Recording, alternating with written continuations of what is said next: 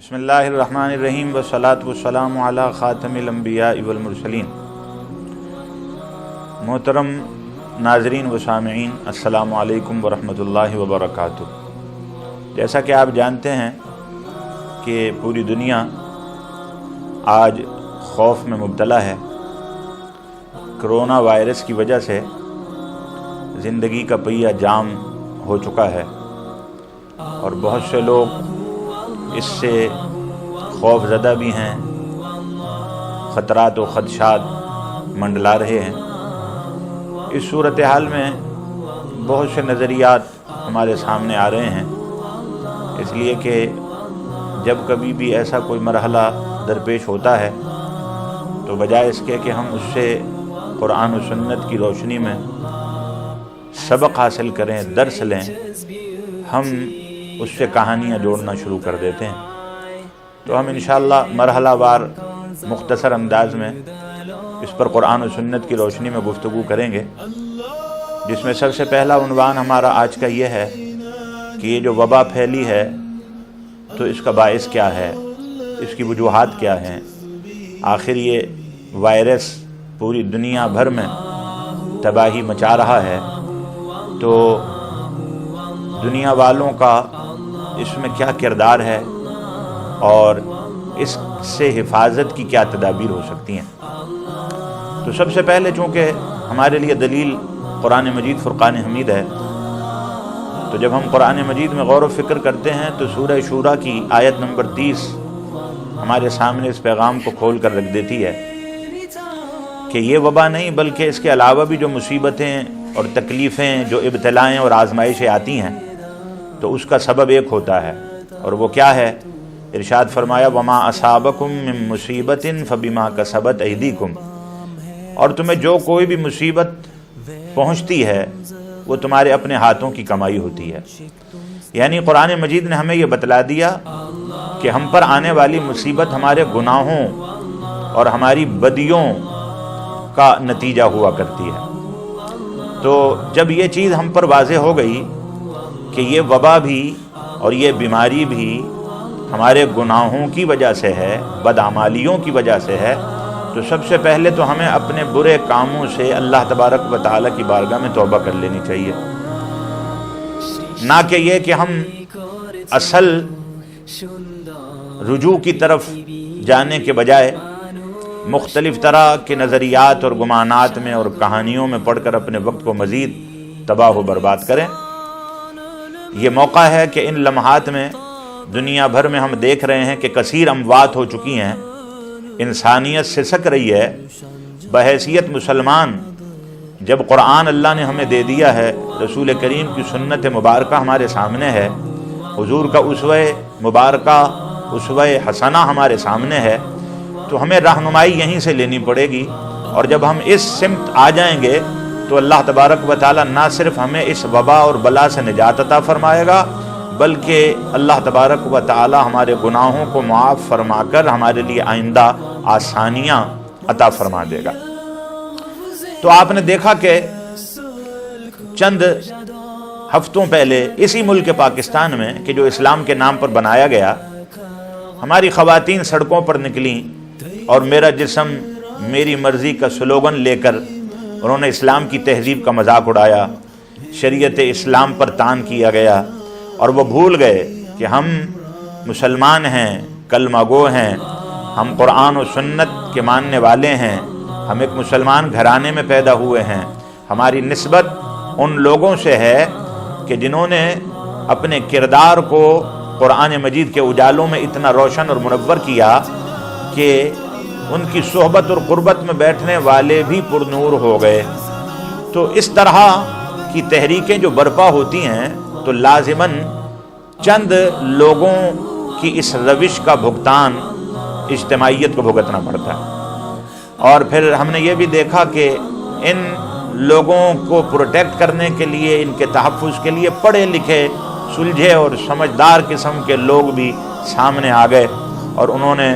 उलमा को भी तान की, उन्होंने भी दीन का मजाक उड़ाने में कोई कसर उठा नहीं रखी। तो जब हम अल्लाह तबारक व तआला के कानून को, हम उसकी अता करदा ज़ाबतों को तोड़ेंगे اور اس سے باہر نکلنے کی کوشش کریں گے، ہم اپنی حدود کو کراس کریں گے، تو پھر ہمیں پابند کرنے کے لیے نتیجتاً کوئی نہ کوئی مصیبت پہنچے گی، کوئی نہ کوئی آزمائش آئے گی، کوئی نہ کوئی ابتلا آئے گی۔ تو پتہ چلا کہ یہ ہمارے اپنے گناہوں کا نتیجہ ہے کہ جس دور سے ہم گزر رہے ہیں، کہ آج ہمیں یہ بتلایا جا رہا ہے، طبی ماہرین یہ کہہ رہے ہیں کہ ہم سوشل ڈسٹینس رکھیں، ہاتھ نہ ملائیں، مصافحہ نہ کریں، بغل گیر نہ ہوں۔ تو ذرا توجہ کریں کہ ہم وہ لوگ ہیں کہ ہمارے معاشرے میں ہم نے اپنے سگے رشتوں سے قطع تعلق کر لیا تھا، سلام دعا کے روادار لوگ نہیں رہے تھے، ذرا سی باتوں پر انانیت کا مسئلہ بنا کر ہم نے رشتے ناطے ختم کر دیے تھے۔ تو اس گناہ کے نتیجے میں آج ہم پر یہ وبا مسلط ہو گئی ہے کہ ہم چاہتے ہوئے بھی کسی سے ہاتھ نہیں ملا سکتے، ہم چاہتے ہوئے بھی کسی سے بغل گیر نہیں ہو سکتے۔ تو یہ لازماً سزا ہے، یہ عتاب ہے۔ بعض لوگوں کا کہنا یہ ہے کہ جی اس کو عذاب الہی نہ کہا جائے۔ تو جہاں تک ہم قرآن مجید فرقان حمید میں غور و فکر کرتے ہیں اور اس بارے میں رہنمائی قرآن سے لیتے ہیں، تو ہمیں یہ اصول ملتا ہے کہ ہمارے اوپر جو مصیبت اور وبا اور بلا آتی ہے تو وہ ہمارے گناہوں کا نتیجہ ہوتی ہے، اور عذاب بھی گناہوں کی وجہ سے ہی مسلط ہوا کرتے ہیں۔ تو یہ بھی عذاب کی ایک صورت ہے، لیکن ایسا نہیں ہے کہ کلیتاً تمام تر مسلمانوں کے لیے یہ عذاب ہے، نہیں۔ جس طرح مسلمانوں میں بھی درجہ بندی ہے، تقوی کے اعتبار سے، ورع کے اعتبار سے، پرہیزگاری کے اعتبار سے، یعنی بہت سے مسلمان ایسے ہیں کہ وہ نماز پڑھتے ہیں، روزہ رکھتے ہیں، قرآن کی تلاوت کرتے ہیں، لیکن ان کا تقوی وہ نچلے درجے کا ہے، یعنی وہ تقوی کی فہرست میں زیادہ ٹاپ آف لسٹ نہیں ہے۔ تو پھر ان کے لیے اس کی صورت اور کیفیت مختلف ہوگی۔ اور وہ مسلمان کہ جو نماز نہیں پڑھتے، روزہ نہیں رکھتے، قرآن مجید کی تلاوت سے دور ہیں، دین پر عمل سے دور ہیں، گناہوں میں ملوث ہیں، ان کے لیے یہ عذاب کی اور ابتلا کی ایک صورت ہے۔ یعنی جو اللہ والے ہیں ان کو مصیبت اگر پہنچ رہی ہے تو وہ ان کی آزمائش ہو رہی ہے، کہ جب اللہ تبارک و تعالی اپنے نیک، صالح اور خالص بندوں کو آزماتا ہے تو یہ آزمائش اور ابتلا ان کے لیے بلندی درجات کا باعث ہوا کرتی ہے۔ اور جو گناہ گار ہیں ان کے لیے ایک الٹیمیٹم ہے، ان کو پابند کیا جا رہا ہے کہ اگر تم یہ سمجھتے ہو کہ تمہارے ان گناہوں کے باوجود بھی تم اللہ تبارک و تعالی کی پکڑ اور گرفت سے باہر رہو گے تو یہ تمہاری بھول ہے، یہ تمہاری خام خیالی ہے۔ اللہ تبارک و تعالی قادر قدیر ہے، وہ چاہے تو ہاتھی والوں کے لشکروں کو ابابیل جیسے ننھے پرندوں سے تباہ و برباد کروا دے، اور ہاتھی کے مقابلے میں ہاتھی نہ بھیجے بلکہ ہاتھی کے مقابلے میں ایک ننھا سا پرندہ بھیج کر اپنی قدرت کا اور اپنی طاقت کا اظہار فرما دے کہ تمہارے پروردگار کو اتنی قدرت ہے، لیکن تم اسی رب کو چھوڑ کر اور اسی رب کے دین سے منہ موڑ کر اور اس کے محبوب کے طریقے کو چھوڑ کر شیطان کے آلہ کار بنتے جا رہے ہو، اور نفس کے بہکاوے میں آ کر تم تہذیب اسلام سے منہ موڑ رہے ہو۔ تو میں سمجھتا ہوں کہ یہ موجودہ صورتحال ہمارے ان گناہوں کا نتیجہ ہے، اور ان باطل تحریکوں کا نتیجہ ہے، ان باطل نظریات کا نتیجہ ہے کہ جو اس ملک پاکستان میں اٹھے،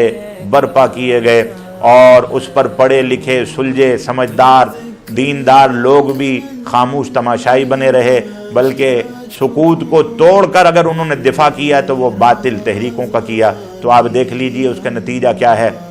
اللہ تبارک و تعالیٰ کی ناراضگی کا یہ سبب بن گیا، اور آج ہم ان مشکل لمحات کو گزار رہے ہیں۔ لاک ڈاؤن کر دیا گیا ہے، اور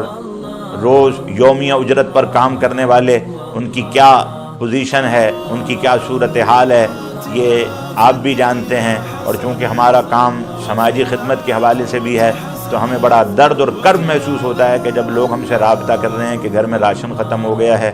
اور بچے بھوک سے بلک رہے ہیں، تو ذرا غور کریں کہ یہ چند لوگوں کی غلطیاں ہیں، اور یہ ایک تحریک جو ہماری خواتین نے برپا کی تھی، اور انہوں نے بے خوف و خطر سڑکوں پر ایسے لباس پہن کر کے جس کی شریعت اسلامیہ میں اجازت نہیں ہے، یہ مذاق بنایا، تہذیب اسلام سے منہ موڑا۔ تو آج نتیجتاً پوری دنیا میں یہ ابتلا اور آزمائش اتر چکی ہے۔ لیکن اس کے باوجود بھی آپ غور کریں کہ دنیا میں جتنا نقصان اس وائرس سے ہوا ہے، پاکستان کو اللہ تبارک و تعالی نے اس کے مقابلے میں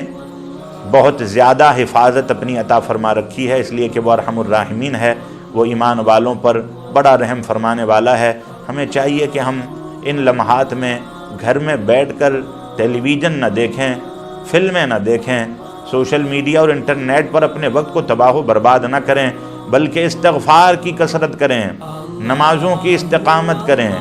اور ان مصائب کے دفعیہ کے لیے اللہ تبارک و تعالی کی بارگاہ میں گڑ گڑا کر التجا کریں۔ وہ دعاؤں کو سننے والا ہے، وہ خود فرماتا ہے اجیب دعوت الداعی اذا دعان، جب دعا کرنے والا دعا کرتا ہے میں تب اس کی دعا کو قبول کر لیتا ہوں۔ تو ہمیں یہ چاہیے کہ ہم آج سے ہی اس پیغام کو جب ہم سن رہے ہیں تو یہ نیت کر لیں اور یہ ذہن بنا لیں کہ فرصت کے ان لمحات کو ہم نے مزید گناہوں میں نہیں گزارنا، بلکہ ہم نے رجوع الی اللہ کرنا ہے۔ جب ہم اللہ کی طرف متوجہ ہو جائیں گے، دین کی طرف راغب ہو جائیں گے، تو پھر ہمیں کسی ویکسین کی ضرورت نہیں پڑے گی، کسی دوائی کی ضرورت نہیں پڑے گی، کسی نسخے کی ضرورت نہیں پڑے گی۔ ان تمام مشکلات سے نکلنے کا جو اصل نسخہ ہے وہ اللہ اس کے رسول کی فرما برداری ہے۔ اس نسخے پر عمل کر کر دیکھ لیجئے، آپ کی زندگی میں بہاریں پھر سے لوٹ آئیں گی۔ میری دعا ہے کہ اللہ تبارک و تعالی اس آزمائش سے اس قوم کو نجات عطا فرمائے۔ پوری دنیا میں جو خوف کے سائے منڈلا رہے ہیں، اللہ تبارک و تعالی اس کا ارتفاع فرمائے اور مسلمانوں کی جان، مال، عزت، آبرو کی حفاظت عطا فرمائے۔ وآخر دعوایا ان الحمدللہ رب العالمین۔